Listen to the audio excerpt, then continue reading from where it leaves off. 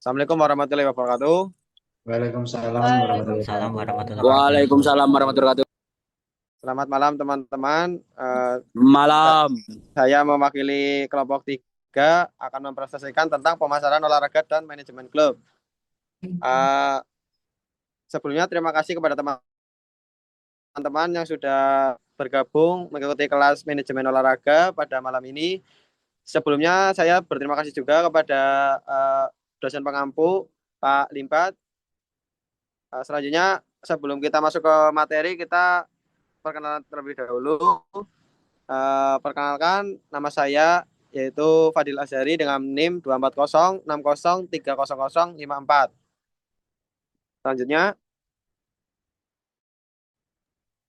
Saya Muhammad Fatih ada Azhari dengan NIM 24060300052. Saya Fahriani Praditya dengan NIM akhir 088. Saya Tiuta Wardana dengan NIM akhir 0046.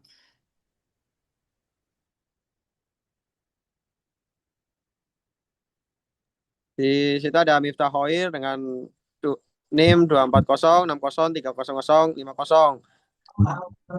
Perkenalkan, nama saya Restu Gali dengan NIM 2406030045. Oke, kita langsung masuk ke materi yang pertama, yaitu ada pendahuluan dan tujuan pembelajaran yang akan dijelaskan oleh teman saya. Silakan bagi yang bertugas untuk. Oke, eh, yang pertama itu tujuan pembelajaran. Yang pertama ada memahami konsep dasar pemasaran olahraga dan elemen-elemennya, dan juga manajemen klub. Yang kedua yaitu menganalisis pentingnya hubungan dengan fans dan komunitas, terutama saat krisis. Yang ketiga, mengidentifikasi tantangan dan strategi dalam sponsorship dan hak siar media saat performa klub menurun. Yang keempat, menghubungkan manajemen operasional klub dengan performa dan strategi pemasaran secara keseluruhan. Yang kelima, merumuskan rekomendasi strategis untuk klub yang menghadapi tantangan serupa. Next.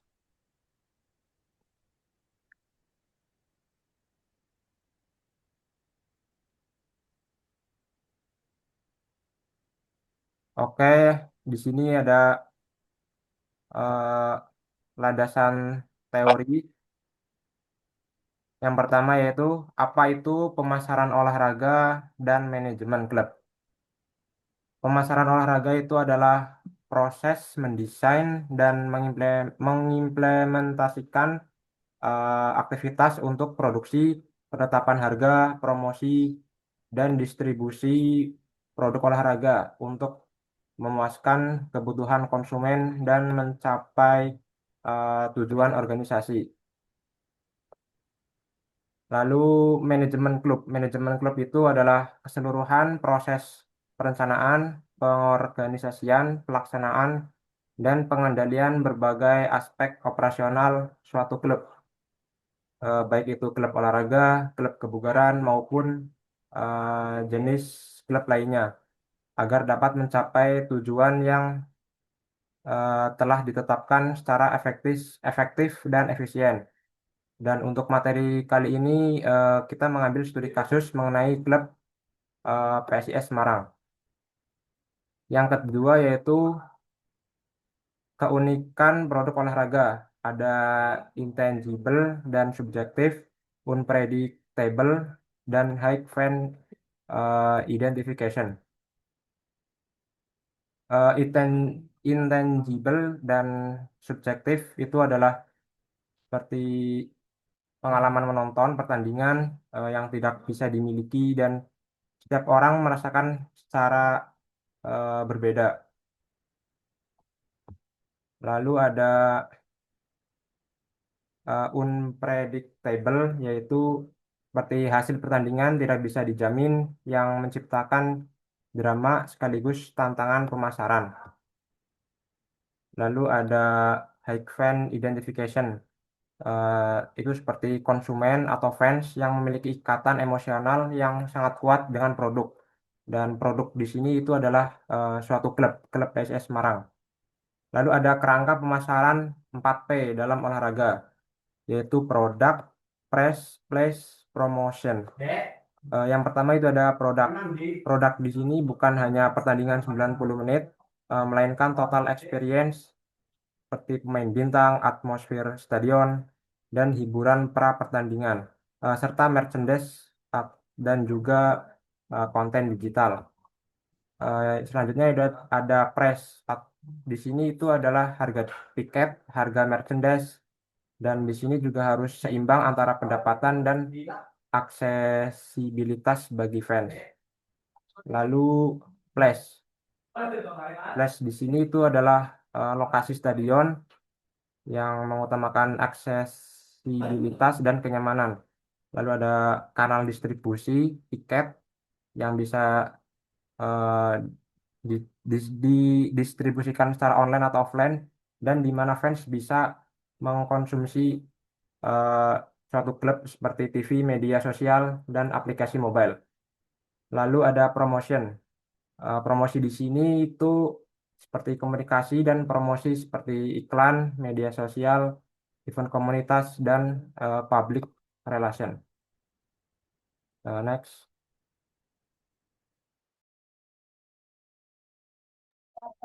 Ya, selanjutnya yaitu ada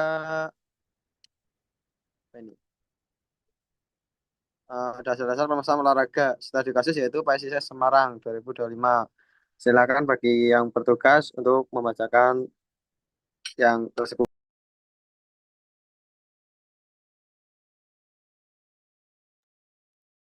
Oke. Jadi tujuan slide ini menyajikan studi kasus nyata tentang PSIS Semarang dengan performa menurun dan memantik diskusi kritis mengenai solusi pemasaran untuk mengatasi tantangan tersebut. Poin pertama yaitu tantangan pertama berpusat pada inti dari bisnis olahraga, yaitu produk, dalam hal ini performa tim. Saat tim inti, yaitu kemenangan tim, sedang lemah, maka nilai jual utama klub ikut menurun. Ketergantungan klub pada hasil pertandingan menjadi sangat tinggi. Lalu poin kedua, pemasaran olahraga bukan hanya soal menjual tiket, tapi menjual pengalaman atau matchday experience. Jika Anda adalah manajer pemasaran PSIS, bagaimana Anda bisa mengemas ulang produk matchday experience di Stadion Jatidiri? Tujuannya adalah agar fans tetap mau datang meskipun tim sedang kalah, karena mereka mencari nilai lebih, misalnya pengalaman sosial, hiburan berkualitas, atau ikatan komunitas yang kuat. Lalu poin ketiga adalah tantangan pada strategi penetapan harga atau price. Apakah menurunkan harga tiket adalah satu-satunya solusi saat performa turun? Jawabannya tentu tidak. Kita perlu memikirkan alternatif lain, seperti paket bundling, tiket dengan merchandise, atau sistem loyalty point untuk mengapresiasi fans yang setia. Lalu harga harus merefleksikan value yang ditawarkan, bukan hanya performa tim. Lalu poin keempat, bagaimana kita mengubah strategi promosi atau promotion? Ini krusial. Apa pesan yang harus disampaikan kepada publik? Kita harus bergeser dari pesan yang berorientasi pada hasil, misalnya "ayo menang", menjadi pesan yang lebih emosional dan jangka panjang, seperti "tetap setia, berjuang bersama". Ini tentang membangun ikatan emosional yang tidak mudah goyah. Lanjut. Lalu berikutnya ada manajemen hubungan fans dan komunitas. Tujuannya memberikan landasan teori mengenai pentingnya memandang fans sebagai aset dan peran vital Customer Relationship Management atau CRM, serta komunitas dalam keberlanjutan klub. Kita beranjak ke solusi jangka panjang, yaitu manajemen hubungan fans dan komunitas. Ini adalah kunci untuk membangun fondasi yang kokoh agar klub tidak terlalu sensitif terhadap fluktuasi performa di lapangan. Poin pertama di sini adalah perubahan paradigma. Fans sebagai atlet bukan sekedar pelanggan. Nah, Fans loyal adalah sumber pendapatan stabil, duta merek gratis, dan penopang moral tim. Menginvestasikan waktu dan sumber daya untuk membina hubungan dengan mereka jauh lebih berharga daripada sekedar mencari pelanggan baru. Poin kedua, CRM di olahraga. Hal ini membawa kita pada pentingnya CRM atau Customer Relationship Management di olahraga. CRM memungkinkan klub untuk mengumpulkan data tentang fans, seperti siapa mereka, apa yang mereka beli, kapan mereka datang, sehingga klub dapat mempersonalisasi komunikasi dan penawaran. Misalnya mengirim ucapan ulang tahun khusus atau menawarkan tiket presale eksklusif. Ini adalah cara kita menunjukkan bahwa kita benar-benar peduli pada setiap individu. Lalu poin terakhir, pentingnya komunitas. Poin ini yang paling fundamental karena sebuah klub olahraga adalah jantung dari komunitas. Fans ingin merasa menjadi bagian dari sesuatu yang lebih besar dari sekedar sepak bola.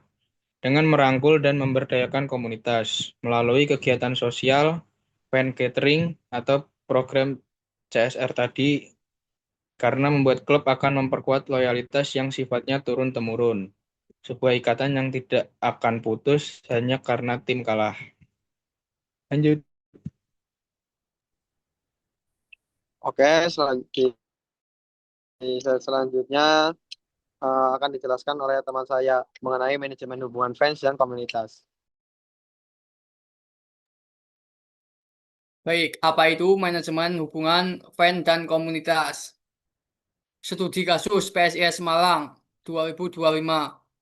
Fan mulai frustasi. 1. Situasi PSIS Malang mengalami penurunan performa di musim 2025. Fan mulai frustasi akibat hasil yang buruk dan kurangnya transparansi dari manajemen. 2. Tantangan manajemen mengembalikan kepercayaan fan, memperbaiki performa tim, menjaga minat sponsor dan citra klub, mengelola opini publik dan media sosial, melibatkan supporter dalam solusi. Ya, bisa sponsorship dan media links. Landasan teori, sponsorship sebagai kemitraan. Sponsorship dipandang sebagai kerjasama strategis antara sponsor dan pihak yang disponsori, di mana kedua pihak saling mendapatkan manfaat, bukan hanya hubungan transaksional. 2. Proposisi nilai atau value proposition adalah nilai unik yang ditawarkan kepada sponsor dan exposure merek, akses ke audiens target, citra positif, dan peluang promosi eksekutif. 3. Media links, hak untuk menyiarkan atau konten secara melalui media sangat bernilai karena memperluas jangkauan sponsor ke audiens yang lebih luas termasuk global. Ya, sudah.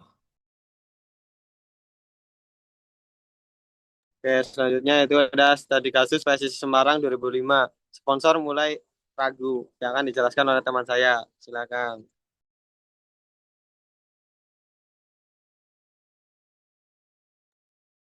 Oke, di sini saya akan menjelaskan tentang studi kasus PSIS Semarang 2025, di mana ini bagian dari sponsor mulai ragu.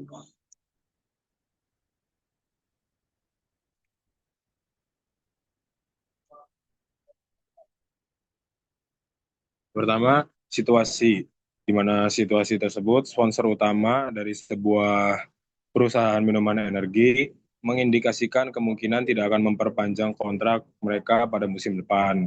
Mereka khawatir asosiasi merek dengan tim yang terus kalah akan berdampak negatif.